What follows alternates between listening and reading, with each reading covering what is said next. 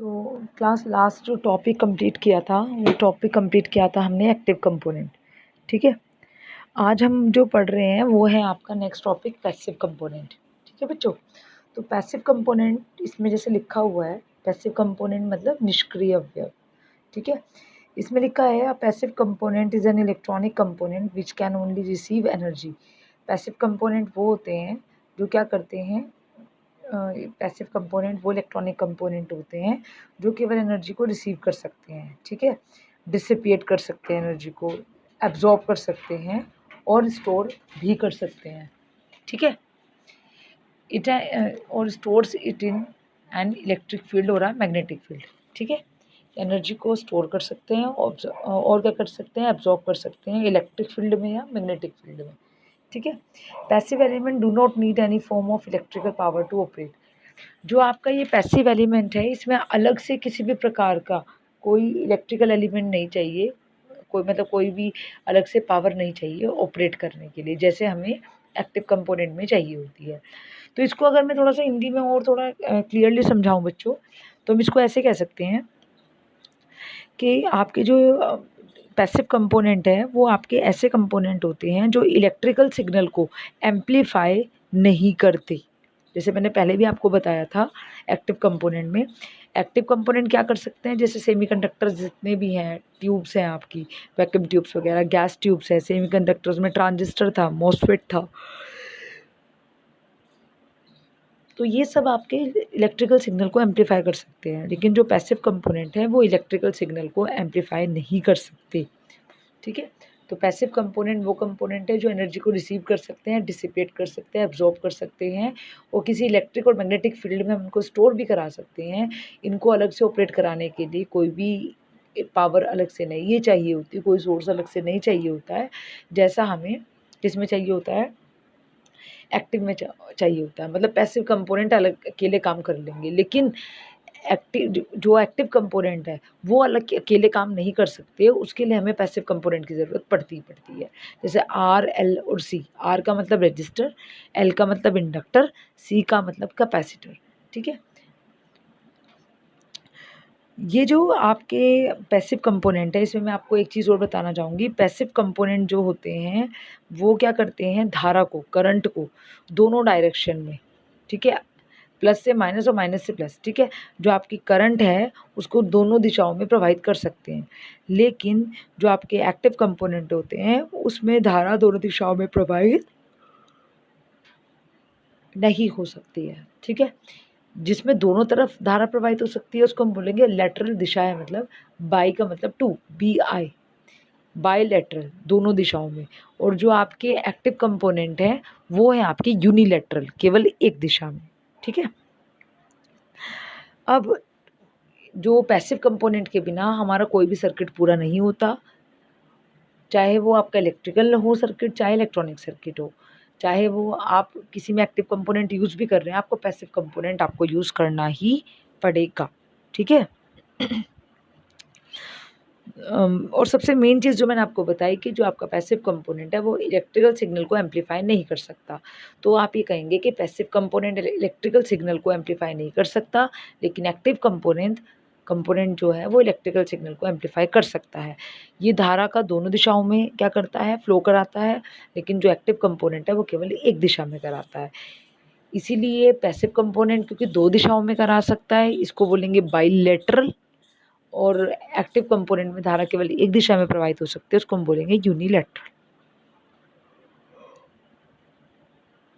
ठीक है, तो इसमें पैसिव कंपोनेंट में जैसे में इसमें लिखा भी है सेकंड वाला, as the name suggest, as the name passive suggest, passive device do not provide gain. Passive device किसी भी तरह का कोई गेन प्रोवाइड नहीं करती, कोई एम्पलीफिकेशन नहीं करती। ये आपको आगे समझ आएगा कि एम्पलीफिकेशन क्या होता है।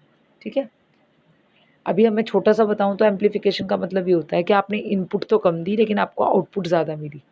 जैसे मैं आपको बताऊं, आपका म्यूज़िक सिस्टम, फ़ोन से आपने लीड को कनेक्ट किया, ठीक है, अपने सिस्टम से। पहले आप केवल एक जना गाना सुन पा रहा था और अब आप एक पूरी पार्टी म्यूज़िक सिस्टम के थ्रू, होम थिएटर के थ्रू आप उसे ऊँची आवाज़ में सुन सकते हो। तो उसे हम बोलते हैं एम्पलीफिकेशन, मतलब बढ़ा देना, किसी को सिग्नल्स के लेवल को बढ़ा देना। तो आपके जो पैसिव कंपोनेंट है वो एम्प्लीफिकेशन नहीं करते, ऑसिलेट नहीं कर सकते और इलेक्ट्रिकल सिग्नल को जनरेट नहीं कर सकते। तो इसका सबसे कॉमन एग्जांपल जो है वो है रजिस्टर, इंडक्टर, कैपेसिटर, ट्रांसफार्मर। ठीक है, रजिस्टर को हम आर से दिखाते हैं, इंडक्टर को हम एल से दिखाते हैं, कैपेसिटर को हम सी से दिखाते हैं। ठीक है, अब जो है इसमें नेक्स्ट, अब सबसे पहले हम इसके अंदर रजिस्टर को समझते हैं बच्चे। A register is taken as a passive element since register क्या है आपका पैसिव एलिमेंट है। ये क्या करता है, ये डिलीवरी, जो ये बिल्कुल बेसिक चीज़ें हैं जो आपको समझनी है। जो रजिस्टर है वो किसी प्रकार की कोई एनर्जी को सर्किट के अंदर डिलीवर नहीं करता। Instead resistor can only receive energy which they can dissipate as heat as long as current flows through it. Resistor क्या करता है, रजिस्टर आपका एक पैसिव एलिमेंट है और ये किसी तरह की एनर्जी को डिलीवर नहीं करता। ये केवल एनर्जी को क्या कर सकता है, रिसीव कर सकता है और क्या कर सकता है, और क्या कर सकता है, डिसिपेट कर सकता है हीट की फॉर्म में, यानी एक तरीके से ये ड्रॉप कर सकता है खाली। ठीक है, इसको मैं और डिटेल में समझा रही हूँ। अब देखिएगा बच्चे, मैंने यहाँ पे लिखा है थोड़ा सा आपकी सहूलियत के लिए। रजिस्टर जो है उसको हम आर से रिप्रेजेंट करते हैं। दूसरा, पैसिव एलिमेंट में केवल एक रजिस्टर है आर, जो एसी और डीसी दोनों सर्किट के लिए काम करता है। पहली चीज़ ये याद रखना आपको, एसी और डीसी दोनों सर्किट्स के लिए काम करता है। इसका काम क्या होता है, इसका काम वोल्टेज ड्रॉप के लिए किया जाता है। ठीक है, एसी और डीसी दोनों सर्किट के लिए काम करता है, इसका काम वोल्टेज ड्रॉप के लिए किया जाता है। Voltage drop V is equals to I R, यानी वोल्टेज ड्रॉप जो है वो उस सर्किट में बहने वाली करंट और उसकी रेजिस्टेंस की वैल्यू के गुणनफल के बराबर होता है। पावर जो होगी वो पावर क्या होगी, वोल्टेज और करंट के गुणनफल के बराबर होगी। अब जो आपका रजिस्टर है वो दो टाइप का होता है, जैसे आप इसमें देख भी रहे हो, मैं लिखा है एक फिक्स्ड और एक वेरिएबल। देख रहे हैं ना, एक फिक्स्ड और एक वेरिएबल। इसमें जो फिक्स्ड वाला है उसमें 2 टर्मिनल होते हैं और वेरिएबल वाले में 3 टर्मिनल होते हैं। फिक्स वाले में आप वैल्यू को चेंज नहीं कर सकते हो। वेरिएबल रजिस्टर में 3 टर्मिनल्स होते हैं। आप जो ऊपर से देख रहे हो जिधर 3 टर्मिनल के नीचे लिखा हुआ है, यानी इसमें 3 सीधे होंगे, बीच साइड वाले 2 पहले वाले की तरह ही, जैसे 2 टर्मिनल में प्लस और माइनस है, इसमें भी प्लस माइनस है, ये तो दोनों फिक्स रहेंगे। लेकिन जो बीच वाला है वो क्या रहेगा, आपका वेरिएबल रहेगा। इसमें हम क्या करते हैं, कांस्टेंट वोल्टेज को आप क्या करते हो, इसमें कांस्टेंट वोल्टेज देते हो। ठीक है, इसमें वेरिएबल रजिस्टर में कांस्टेंट वोल्टेज देकर, जो आपको V दिखाई दे रही है नीचे की साइड पे, देकर फिर हम जो आपकी ये जो V नोड है जिसको हम वेरिएबल बोल रहे हैं, वेरिएबल वोल्टेज प्राप्त करते हैं। ठीक है, जब किसी चीज़ के आगे एरो लग जाता है, जैसे यहाँ पे आप देख रहे हैं 2 टर्मिनल्स के आगे रजिस्टर पे किसी तरह का कोई तीर नहीं लगा है, तो ये क्या है आपका फिक्स्ड। लेकिन वेरिएबल में क्या है, वेरिएबल में आपका तीर लगा हुआ है, यानी ये क्या हो गया आपका वेरिएबल रजिस्टर। ठीक है, आ रही मेरी बात समझ। अब हम चलते हैं नेक्स्ट। अब जो इंडक्टर है जिसको हम प्रेरक भी बोलते हैं, इंडक्टर जो है इसमें लिखा हुआ है an inductor is also considered as passive element, यानी आर हो, एल हो या सी हो, ये सारे क्या हैं आपके पैसिव एलिमेंट है। क्योंकि ये क्या करते हैं, इनमें से कुछ तो एनर्जी को स्टोर करते हैं, इसमें से कुछ एनर्जी को क्या करते हैं, स्टोर करते हैं, कुछ डिसिपेट करते हैं। तो जो रजिस्टर था वो डिसिपेट करता है, ठीक है, लेकिन जो इंडक्टर है और कैपेसिटर है वो एनर्जी को स्टोर करते हैं। इसमें जो इंडक्टर है मैं लिखा है because it can store energy, ये एनर्जी को स्टोर करता है किसमें, मैग्नेटिक फील्ड में, can store energy in it as a magnetic field and can deliver the energy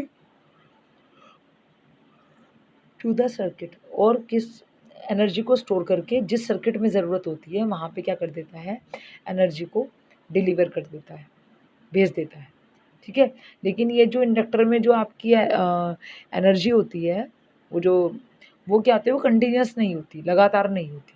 ठीक है, उसके बाद में द एनर्जी एब्जॉर्बिंग एंड, ये फोर्थ लाइन देखिएगा, fifth line sorry, the energy absorbing and delivering capacity of N inductor is limited and transit in nature. देखिए, जो कोई इंडक्टर कितनी एनर्जी को एब्जॉर्ब कर सकता है और कितनी एनर्जी को डिलीवर कर सकता है, ये कैपेसिटी क्या रहती है किसी भी इंडक्टर की, लिमिटेड होती है, क्योंकि ये ट्रांजिएंट होता है। ट्रांजिएंट का मतलब जो धीरे धीरे धीरे धीरे धीरे क्या हो जाता है, कम होता जाता है। तो ये कैपेसिटी क्या है आपकी, लिमिटेड रहती है, ठीक है। इसीलिए हम जो आपका इंडक्टर है उसको क्या कहते हैं, पैसिव एलिमेंट बोलते हैं। आपका जो इंडक्टर है ये आपका ऐसे मानिएगा जैसे आपकी कॉइल होगी, जैसे आपने कोई स्प्रिंग हो गया, ऐसा स्प्रिंग ही आपके घर के जो पंखे हैं और कैसे और क्या बताऊँ मैं, आपकी मोटर्स हैं, उसमें जो तांबे के जो तार लिपटे रहते हैं, ठीक है, वाइंडिंग जिसको आप बोलते हैं, ठीक है, वो इंडक्टर है, ठीक है। ये मैग्नेटिक फील्ड पे काम ये इनके अंदर कौन सी एनर्जी होती है, मैग्नेटिक एनर्जी, यानी इसके अंदर जो फील्ड होती है वो मैग्नेटिक फील्ड होती है, ठीक है। ये फैराडे के विद्युत चुंबकीय प्रेरण के नियम पे काम करती है, ठीक है। फैराडे के विद्युत चुंबकीय प्रेरण के नियम पर काम करती है। और क्या होता है कि कॉइल में विद्युत वाहक बल उत्पन्न होता है, ठीक है। और इसी विद्युत वाहक बल के कारण कॉइल में एक इंडक्शन करंट क्या होती है, फ्लो करती है, जिसकी जो डायरेक्शन है सदैव मुख्य धारा के विपरीत दिशा में होने के कारण मुख्य धारा में परिवर्तन का विरोध करती है। ये तो मैं आपको फैराडे का नियम बता रही हूँ, आपको तो सिर्फ फिलहाल अभी इतना याद रखना है जो क्योंकि ये अभी आप उसमें भी पढ़ेंगे इलेक्ट्रिकल में, लास्ट चैप्टर में, ठीक है। तो अगर आप कहोगे तो मैं इसके साथ एक वीडियो इंडक्टर की ओर भेज दूँगी, ठीक है। तो जो इंडक्टर है वो बेसिकली, और सबसे बड़ी बात, इंडक्टर जो है वो केवल एसी में काम करता है, डीसी पे काम नहीं करता इंडक्टर। इसका जो मात्रक होता है वो हेनरी होता है और ये एनर्जी को स्टोर करता है मैग्नेटिक फील्ड, ठीक है। उसके बाद आपका आता है कैपेसिटर, ठीक है। कैपेसिटर भी आपका पैसिव एलिमेंट है और ये भी क्या करता है, एनर्जी को स्टोर करता है, लेकिन ये जो एनर्जी को स्टोर करता है ये इलेक्ट्रिक फील्ड में करता है। जैसा आपका इंडक्टर था वो तो किस में करता था, उसमें मैग्नेटिक फील्ड में, लेकिन ये किस में करता है, इलेक्ट्रिक फील्ड में। The energy dealing capacity of a capacitor is limited and transit, ये सेम लाइन है जो हमने इंडक्टर के लिए बोली। एनर्जी जो कितनी एनर्जी को स्टोर करेगा या नहीं करेगा, ये लिमिटेड होती है और ये किस पर डिपेंड करती है कि क्योंकि कैपेसिटर और इंडक्टर का जो ऑसिलेशन है वो धीरे धीरे धीरे धीरे धीरे कम होता है। आपका स्प्रिंग ही, आप उसको दबा के छोड़ दो तो थोड़ी देर के बाद वो कम और ज़्यादा होकर थोड़ी देर में रुक जाता है, तो ट्रांजिएंट बोलते हैं। It is not actually supplying energy, it is storing it for later use, ठीक है। चलो ये तो आप छोड़ो, मैं आपको और कैपेसिटर के बारे में बता रही हूँ। संधारित्र का जो मुख्य कार्य है, हिंदी में बता देती हूँ, संधारित्र का मुख्य कार्य विद्युत ऊर्जा को संग्रहित करना और आवश्यकता अनुसार संग्रहित ऊर्जा को परिपथ में को दे देना होता है। डीसी सर्किट में डिस्चार्ज कैपेसिटर को कनेक्टेड करने पर शुरू में कुछ समय के लिए क्या होता है, करंट का फ्लो होता है, परंतु चार्ज होने के बाद संधारित्र, इसे मैं अभी आपको थोड़ा बच्चे उससे बनाती हूँ, एल्गोरिदम से समझा। अब देखिएगा मैंने यहाँ पे लिखा है कैपेसिटर क्या करता है, कैपेसिटर एनर्जी को, इलेक्ट्रिकल एनर्जी को स्टोर करता है और फिर क्या कर देता है, जिस सर्किट में उसकी ज़रूरत होती है कैपेसिटर उसे वहाँ से क्या करता है, ट्रांसफ़र कर देता है। कैपेसिटर एसी के लिए काम करता है, डीसी के लिए नहीं करता। डीसी के लिए ये ओपन सर्किट की तरह बिहेव करता है। काम कहाँ करेगा, जहाँ शॉर्ट सर्किट की तरह होगा। तो कैपेसिटर जो है वो एसी के लिए काम करता है, डीसी के लिए काम नहीं करता। जहाँ भी अगर कैपेसिटर लगा हुआ है वहाँ एसी डीसी दोनों हैं, तो डीसी के लिए ओपन सर्किट की तरह बिहेव करेगा। डीसी के लिए कैपेसिटर का प्रयोग जो केवल किया जाता है वो केवल फिल्टर में किया जाता है, फ्रिक्वेंसीज़ को छानने के लिए। इतना ज़्यादा भी पढ़ने की ज़रूरत नहीं, भी आगे आगे आपको बहुत पढ़ना है, ठीक है। तो डीसी के लिए कैपेसिटर का प्रयोग फिल्टर में किया जाता है, ठीक है बच्चे। उसके बाद हमने एक बात जो मैं इसमें बता रही हूँ, संधारित्र आपको पता है कि संधारित्र जो है आपका दो कंडक्टर से मिलके बनता है और इसके बीच में डाइलेक्ट्रिक भरा रहता है, जैसे पेपर हो गया, माइका हो गया, प्लास्टिक हो गया, एयर होगी, मेटल ऑक्साइड होगी आदि, ठीक है। तो ये आपका क्या है, कैपेसिटर। ठीक है बच्चे। उसके बाद नेक्स्ट आता है ट्रांसफॉर्मर।